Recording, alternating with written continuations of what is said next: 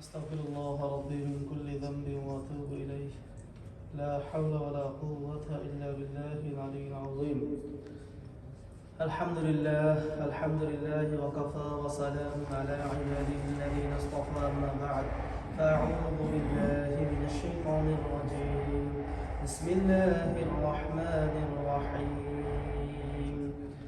والضحى والليل إذا سجاه ما ودعك ربك وما قلى وللآخرة خير لك من الأولى ولسوف يعطيك ربك فترضى ألم يجدك يتيما فآوى ووجدك ضالا فهدى ووجدك عائلا فأغنى. صدق الله مولانا العظيم. اللهم صل على سيدنا ونبينا وشفيعنا وحبيبنا ومولانا محمد صلى الله عليه وعلى آله وصحبه وبارك وسلم. সকল প্রশংসা আল্লাহ পাক রব্বুল আলামিনের জন্য জ্ঞাপন করছি, যিনি আমাদেরকে আপনাদেরকে আমাদের সবাইকে আল্লাহ পাক রব্বুল আলামিন পবিত্র এশার নামাজ জামাতের সাথে পড়ার পর আল্লাহর ঘরে মসজিদে বসে নবীজির জীবন বৃত্তান্ত সিরাত মাহফিলে আমাদেরকে বসার তৌফিক দান করেছেন। আমরা এই সিরাত আলোচনা, ধারাবাহিক আলোচনা আমরা আলহামদুলিল্লাহ হযরত নবী করিম সাল্লাল্লাহু আলাইহি ওয়াসাল্লামের শানে যাওয়া পর্যন্ত, এবং তিনি অলরেডি প্রত্যাবর্তন করেছেন, শাম থেকে প্রত্যাবর্তন করেছেন এবং খাদিজা রাদিয়াল্লাহু তাআলা আনহার কাছে তিনি শাম থেকে এসে তার ব্যবসা বাণিজ্য বুঝাই দিয়ে তিনি তার চাচার সাথে দেখা করার জন্য তার বাড়িতে চলে গেছেন। অতঃপর মাইসারার সাথে খাদিজা রাদিয়াল্লাহু তাআলা আনহার কথোপকথন শুরু হলো। কেননা খাদিজা রাদিয়াল্লাহু তাআলা খুব উদ্বিগ্ন ছিলেন, খুবই একদম বেপরোয়া হয়ে উঠেছিলেন যে কখন মুহাম্মদ আসবে, সাক্ষাৎ করবেন।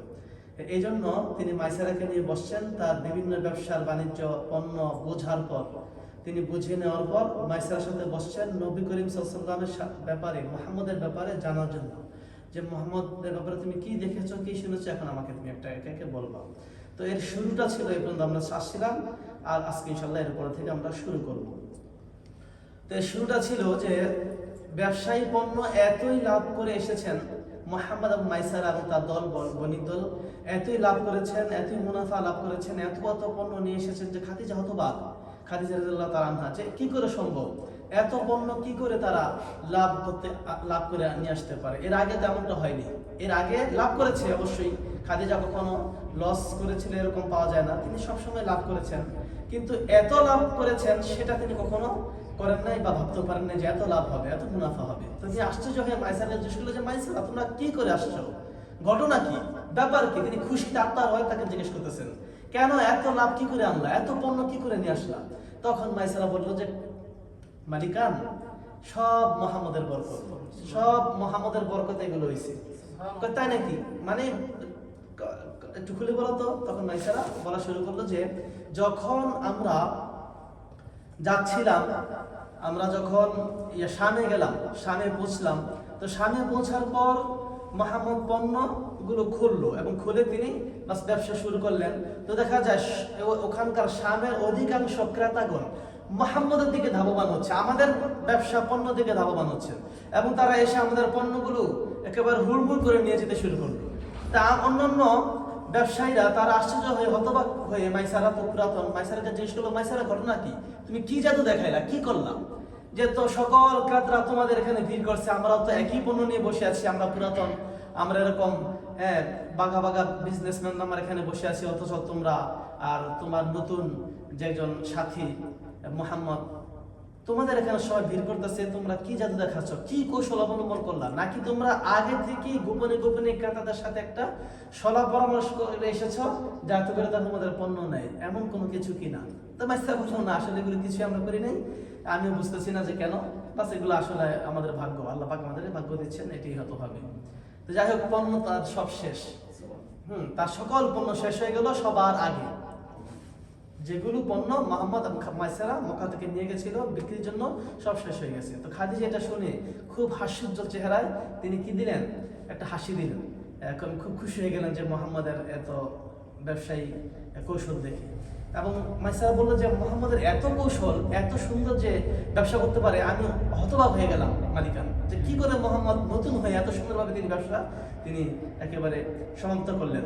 তখন শুধু তাই নয়, তখন খাদিজা জিজ্ঞেস করলো যে আচ্ছা বুঝলাম যে তোমরা এগুলো বিক্রি করেছো, সবগুলো ভালো দামে বিক্রি করছো, মাশাআল্লাহ, ওকে, কিন্তু তোমরা যেই দামে যে পণ্যগুলো বিক্রি করেছো, কিন্তু যেই পণ্য তোমরা কিনে নিয়ে এসেছো, আর নতুন পণ্য নিয়ে এসেছো, এই টাকা দিয়ে তো এত পণ্য কেনার কথা না। এত পণ্য কিভাবে আনলা? দেখা যায় যে তোমরা বিক্রি করেছো এই টাকা দিয়ে হয়তো দ্বিগুণ হতে পারে, কিন্তু তোমরা তো 4 গুণ পণ্য নিয়ে এসেছো, 4 গুণ 5 গুণ হবে, এত টাকা কোথায় পেলা, কিভাবে করলা? তখন মাইসার আবার একটা মিষ্টি হাসি দিয়ে বললো যে মালিকান, এগুলো সব এটাও মুহাম্মদের বরকত। কিভাবে? মুহাম্মদ যখনই আমরা বিক্রি শেষ করে আমরা এখন আমাদের পণ্য কেনার জন্য আমরা মার্কেটে গেলাম, বাজার গেলাম, দেখা যায় যে কেমন যেন হঠাৎ করে বিক্রেতাগণ মুহাম্মদের হাতে পণ্য দেওয়ার জন্য কে আগে কার জায়গায় প্রতিযোগিতা লেগে গেল, যে মোহাম্মদ আমারটা না। আমি বুঝতে পারলাম না যে এগুলো কি করে হচ্ছে, এগুলো কিভাবে হলো। তো মুহাম্মদের হাতে পণ্য দেওয়ার জন্য সবাই বেকুল, অস্থির। মুহাম্মদ যে দাম বলে, উদাহরণস্বরূপ 1000 টাকা চাইলো, মুহাম্মদ যদি বলে যে আমি 100 টাকা দেবো, 100 টাকায় রাজি হয়ে যায়। এরা দরদাম করে না মুহাম্মদের সাথে। ঘটনা কি? তা মাস্টার বললো আমার মনে হয় এগুলো আল্লাহ পাকের পক্ষ থেকে মুহাম্মদের একটা বরকত দিছে, এরকম হতে পারে, অন্যথায় কেন এমনটা হবে? এমনটা হওয়ার কথা নয়। পাগলামের মতো, বোকার মতো তারা সবাই মুহাম্মদের হাতে পণ্য তুলে দিচ্ছে। তো এই জন্য যেটার দাম 1000 টাকা ছিল বাজারে কিনা, সেটা মুহাম্মদের 500 টাকা, 300 টাকা, 100 টাকা দিয়ে নিয়ে এসেছে, 200 টাকা দিয়ে নিয়ে এসেছে। তখনও সেই ব্যবসায়িকরা বললো যে ঘটনা কি? হে মাইসা, তুমি ক্রেতার সময় কিনা মাল বিক্রেতার সময়, বেচা কেনার সময় একই দেখালে, কৌশল দেখালে, এখন কেনার সময়ও দেখা যাচ্ছে ক্রেতারা সব তোমাদের হাতে পণ্য তুলে দিচ্ছে একেবারে বিনামূল্যে মতোই। ঘটনা কি? তোমরা কি এটাও কি সে আগের মতো কোন রকম আগে তাদের সাথে যোগাযোগ করে এসেছো কিনা? মাইসা বললো যে না, আসলে এটাও করি নাই, এটা সে আগের মতোই। আমার মনে হয় মুহাম্মদের বরকতি, মুহাম্মদ খুব ভালো ছেলে, খুবই একজন বুজুর্গ আল আমিন, বিশ্বাসী ছেলে, হয়তো সেটা হতে পারে। তখন খাদিজা শুনে আরো তার মুখটা মানে আরো উজ্জ্বল হয়ে গেল, খুশিতে আত্মহারা। কেন? কারণ হচ্ছে যে সে তো চাচ্ছে মুহাম্মদ নবী কিনা, সে দ্বিধাদ্বন্দ্বে ছিল এবং সে চাচ্ছে যে মুহাম্মদ নবী হোক। মনে হয় মুহাম্মদই নবী। যখন তার সাথে প্রথম দেখা গেছিল, ব্যবসা পাঠালেন, যে তার কি আচরণ, কি সুন্দর ব্যবহার, কি সুঠাম দেহের অধিকারী, হ্যাঁ, ইয়াং যুবক, কত ভদ্র ছেলে, তো মনে হয় মুহাম্মদই নবী কিনা। এই জন্য তিনি মুহাম্মদের ব্যাপারে ভালো শুনলেই আর খুশি হয়ে যায়, যেগুলো তো সব ভালো গুণ দেখা যায়। তো মনে হয় নবী হওয়ার সম্ভাবনা আরো আগাচ্ছে, খাদিজা আরো খুশি হয়ে যাচ্ছেন। এখন বলতেছেন মাইসারা, তুমি যা যা এভরিথিং দেখছো সব তুমি খুলে বলো, আরো কি কিন্তু মুহাম্মদের ব্যাপারে দেখছো তুমি যাওয়ার পথে, আসার পথে, তুমি এগুলো সব আমাকে খুলে বলো। মাইসারা বললে ঘটনা কি মালিকা, আপনি কি মুহাম্মদের ব্যাপারে খুব আগ্রহী শোনার জন্য? তখন খাদিজা হাসি দিল এবং মাইসারাও কি একটু হাসি দিছে, এদিকে আর বেশি বাড়ায় নাই, একটু বলছে। বলার পরে বলছে, হ্যাঁ মালিকান, আমি তো আরো সাংঘাতিক জিনিস দেখেছি। কি দেখেছ? আমি দেখলাম যখন তিনি যাচ্ছিলেন শামের দিকে, তো শামে যাওয়ার পথে মেঘমালা তাকে ছায়া দিচ্ছে। তা আমরা আশ্চর্য হয়ে গেলাম, বনি আমাদের এই দলবল যারা ছিলাম ব্যবসার মধ্যে, যে আমি তার পাশে বা আমাদের অনেক লোক, আমাদের কেউ ছায়া দিচ্ছে না, কোনো মেঘ ছায়া দিচ্ছে না, তাকে একা মেঘমালা একটা মেঘের খণ্ড ছায়া দিচ্ছে। এটা কি করে হতে পারে? আমরা সবাই একথা বলা বলি করতে লাগলাম। তাই আমাদের কয়েকজন এই ছায়া পাওয়ার জন্য, কারণ এত অগ্নি ঝরা রোদ, হ্যাঁ, যেটা আমাদের সহ্য করার মতন আমরা জানি যারা হজে গেছি, তো এই জন্য আমরা সবাই চাচ্ছিলাম একটু ছায়া পাই। তো এই জন্য এই ছায়াটা আমরা উপভোগ করার জন্য মুহাম্মদের পাশে গিয়ে যখন আমরা দাঁড়াই, তার সাথে সাথে হাঁটি, দেখা যায় মেঘমালা দূরে সরে যায়, আমাদেরকে ছায়া দেয় না। যখন আমরা আবার আগার জায়গায় এসে পড়ি, মুহাম্মদকে ছেড়ে আবার ওই মেঘমালাটা মুহাম্মদের উপরে আসে, সুবহানাল্লাহ বলেন, এভাবে উপরে চলে আসে। ঘটনা কি? তো বুঝতে পারলাম না। তখন যাই হোক, আমরা বুঝলাম যে এটা আসলে মুহাম্মদেরই মনে হয়, এটা আমাদের এখানে কোনো ভাগ নেই, এটা মুহাম্মদের একা। তো মুহাম্মদ এবং মুহাম্মদের উট এই ছায়াটা একাই তারা ভোগ করে, এটা আমরা আশ্চর্য হয়ে গেলাম।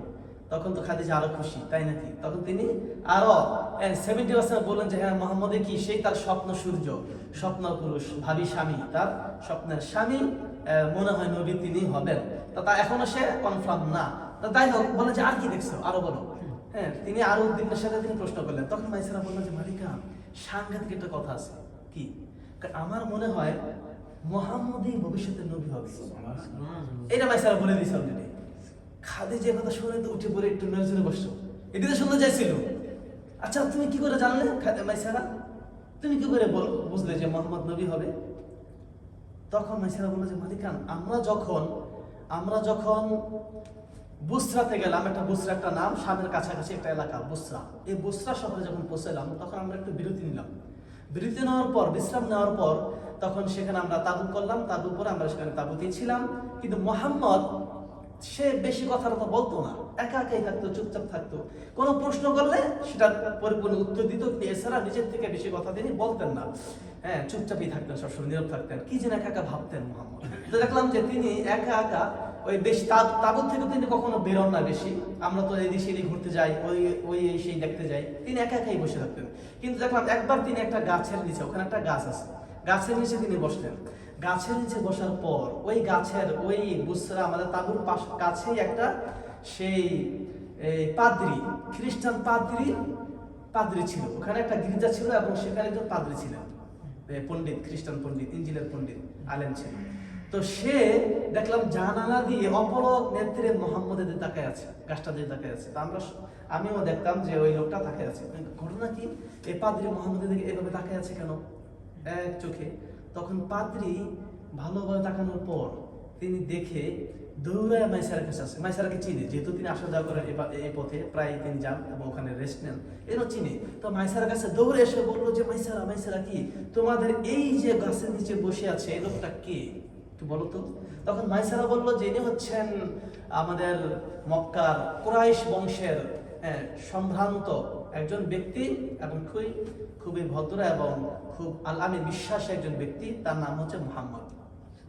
এই কথা শুনে চিৎকার, কে? পাদ্রী। মাইসারা বলো কি, তাহলে কি নবীর আবির্ভাব হয়ে গেছে? মাইসারা বলো কিসের আবির্ভাব, কোন নবীর আবির্ভাব? মাইসারা তো জানে না, এত জানে। তখন খুলে বললো যে আরে একজন তো নবী আসবে, শেষ নবী, এবং তার সময় খুবই সন্নিকটে। আর সবচেয়ে বড় বিষয় হলো ওই যে গাছটার নিচে যে বসে, ওটা নবী ছাড়া কেউ বসে না। ইতিপূর্বে যারাই, গাছটা অনেক আগের পুরাতন গাছ, বয়স্ক গাছ, ওই গাছটার নিচে যারাই বসছে তারা নবী হয়েছে, আর নবী ছাড়া গাছটার মধ্যে কেউ বসে না। যেহেতু মুহাম্মদ ওটার নিচে গিয়ে বসছে, আর আমি কিতাবের সাথে মিলে দেখলাম যে ওটা কুরাইশ বংশীয়, তাহলে তো সে নবী। তা ভাবলাম যে নবীর আবির্ভাব হয়ে গেছে কিনা। যদি আর আবির্ভাব না হয়ে থাকে এখনো পর্যন্ত, অচিরেই সে আবির্ভাব হয়ে যাবে, নবী আসবেন, এবং সেটা কুরাইশ বংশ থেকে, তোমাদের মক্কা থেকে আসবে। মাইসারা শুনে, তাই নাকি? হ্যাঁ। তো যাই হোক, এই কথা শোনার পর, এই ঘটনা খাদিজার কাছে বলার পর, খাদিজা তো এখন উল্লাসে নাচে। সে মনে মনে নাচতে শুরু করলো, লাফাতে শুরু করলো। সে খুবই আবেগ আপ্লুত হয়ে পড়লেন এবং খুব দিশাহারা হয়ে গেল খুশিতে, যে আচ্ছা এটিতে শুনেছিলাম, আমি এমনটাতে শুনেছিলাম। তো খাদিজা আর বেশি কিছু শোনার আগ্রহ তার এখন নেই। লাস্ট পর্যন্ত পৌঁছে গেছে যে তার স্বামী নবী হবে, এটা ওরাকা ইবনে নওফাল বলেছিল, তার চাচাতো ভাই। তো এখন দেখা যায় মুহাম্মদের সে ছেলে, আর পাদ্রী যেহেতু বলছে মুহাম্মদ নবী হবে, এটা 100% সত্য, এতে কোনো মিথ্যা নেই। তাই আমি আরো নিশ্চিত হওয়ার জন্য আমি আমার ওরাকার কাছে এখন যাওয়া দরকার। তাই তিনি কাল বিলম্ব না করে সে কি করলো, একদম যে বাহিরের পোশাক পরিধান করে সাথে সাথে সে ওরাকার উদ্দেশ্যে রওনা হলো। সে যাওয়ার পর সে ওরাকা ইবনে নওফালের কাছে গেলেন, যাওয়ার পর বললেন যে ওরাকা কি ঘটনা তো এমন, কি এমন যে মুহাম্মদ নাকি সেই নবী, আবার যে মেঘের কথা বললেন, এরকম মেঘমালা ইত্যাদি সব ঘটনা খুলে বলছে। ওরাকা ইবনে নওফাল চিৎকার, বলেছিলাম না খাদিজা বলেছিলাম না যে মুহাম্মদ এই নবী হবে, এটা তার সাথে আলাপ হয়েছিল। এবং বলছিলাম না যে সে নবী তোমার স্বামী হবে এবং অচিরেই সে আবির্ভূত হবে, এবং সেটা আমাদের কাছে থেকে হবে, দূরে কেউ না। বলেছিলাম না, দেখলে তো এই যে মুহাম্মদই সেই নবী হবে। আমি যতটুকু কিতাবে আমার এলেম আছে, আমার সেই এলেম অনুযায়ী মুহাম্মদকে আমি নবী হিসেবে দেখি, সেই নবী হবে 100%। তুমি নিশ্চিত থাকো এবং তুমি তার স্ত্রী হবে, এটা 100%। তো এই কথা ওরাকা ইবনে নওফাল থেকে শোনার পর তিনি একদম 100% বিশ্বাসী হয়ে গেলেন যে হ্যাঁ, মুহাম্মদই ভবিষ্যৎ শেষ নবী হবে, এবং আবার সে সূর্য স্বামী মুহাম্মদই হবেন। এই কথা শোনার পর তিনি দিশাহারা খুশিতে নাচতে নাচতে আবার সে বাড়িতে চলে আসলেন। বাড়িতে চলে আসার পর তারপর তিনি সিদ্ধান্ত কি করবে ভেবে বসছে না খুশিতে, এদিক তার কোনো কাজে মন বসে না, সারাদিন এই চিন্তায় এই খুশি। আমাদের কখনো কোনো এরকম খুশি হলে আমরা এমনটা করে থাকি, মন বসে না, সারাদিন এই ভাবনায় তিনি আছেন। কিন্তু এখন তিনি টেনশন করতেছে, মোহাম্মদ তো অবশ্যই আমার নবী হবে, অবশ্যই আমার স্বামী, এটি 100% আমি বিশ্বাস করেছি, কিন্তু মোহাম্মদকে আমি কিভাবে পাবো, আমি তাকে কিভাবে আমার স্বামী বানাবো, এই টেনশন এখন তিনি পড়লেন। তো যেই কথা সেই কাজ, তিনি ভাবতে ভাবতে ভাবতে ভাবতে, কারণ এটা কারো কাছে শেয়ার করেন নাই এখনো পর্যন্ত, কারণ শেয়ার করা যাবে না, তো সাংঘাতিক জিনিস, তো এটা অনেকে উড়াই দিবে। একজন যে ভালো তার আপন চাচাতো ভাই, সে তো কিতাবের ছিলেন, আলেম ছিলেন, এটাও তার কাছে শেয়ার করছে, অন্য কাছে শেয়ার করে নেই। এখন তিনি চাইলেন যে এটা কিভাবে প্রস্তাব দেওয়া যায়। তখন তার একজন বান্ধবী ছিল, সখী বান্ধবী, খুব কাছের বান্ধবী থাকে না, কাছের বান্ধবী। তো খাদিজা সবচেয়ে কাছের বান্ধবী হচ্ছেন নাফিসা নামে একজন মেয়ে, নাফিসা। সেই নাফিসাকে সে হঠাৎ করে মাথায় আসলো যে হ্যাঁ, নাফিসাকে খবর দেব, নাফিসার সাথে এটা শেয়ার করবো কিভাবে আমি মোহাম্মদকে প্রস্তাব দিতে পারি, মোহাম্মদকে আমি স্বামী হিসেবে পেতে পারি, আমার প্রসেসিংটা কি হবে, এটা অবশ্যই নিখুঁত হতে হবে, এখানে ভেজাল কোনো করা যাবে না। তাই সাংঘাতিক ভাবে এটা আমার কেয়ারফুল থাকতে হবে। আমি নাফিসা খবর দিই। তো নাফিসা সংবাদ পাঠালেন। নাফিসা খাদিজার সংবাদ পেয়ে দ্রুত খাদিজার কাছে আসলেন। আসার পর হ্যাঁ, তখন নাফিসাকে এই সমস্ত ঘটনা বৃত্তান্তে সব কিছু খুলে বলল এবং স্বপ্নের কথাও খুলে বলল। যে প্রথম অবশ্য নাফিসাকে বলছিল যে নাফিসা, এই মোহাম্মদকে কেমন মনে হয়, এই প্রশ্ন করছে। হ্যাঁ, বুদ্ধিমান তো, বুদ্ধিমতী তো খাদিজা। প্রথমে বলে না আমি তাকে বিয়ে করবো, সে নবী হবে, এটা বলে নেই। মোহাম্মদকে তোমার কেমন মনে হয়, কেমন ছেলে মনে হয়? তখন নাফিসা বললো যে মোহাম্মদ তো মাশাআল্লাহ খুব ভালো এবং খুবই ধার্মিক, ধার্মিক মানে খুবই ভদ্র এবং খুবই চরিত্রবান, আখলাকওয়ালা, না বুজুর্গ এবং বিশ্বাসী। মক্কার ভিতরে একটা ছেলে আছে যে বিশ্বাসী এবং যার কোনো খুঁত নেই। আচ্ছা, এই কথা বলার পর তারপরে খাদিজা বিভিন্ন সেই আগের কথা নাফিসাকে খুলে বলল, তার এই সমস্ত কথা এগুলো। এখন এই কথা খোলার পর তখন নাফিসা কি উত্তর দিল এবং সেই কথা ইনশাআল্লাহ আমরা আগামী সপ্তাহে বলবো ইনশাআল্লাহ। অর্থাৎ এর কথা শুনে নাফিসা কি উত্তর দিয়েছে, মানে তারপর নাফিসা পয়গাম নিয়ে যাবে নবীজির কাছে। তো কিভাবে পয়গাম নিয়ে যাবে, এর কি আলাপ হবে, কি সিস্টেম হবে, এগুলো আমরা আগামী সপ্তাহে ইনশাআল্লাহ আমরা আলোচনা করবো। আল্লাহ পাক আমাদের সবাইকে আমাদের নবীজির আখলাক আমাদেরকে দান করেন, খাদিজার আখলাক আমাদের স্ত্রীদেরকে দান করেন।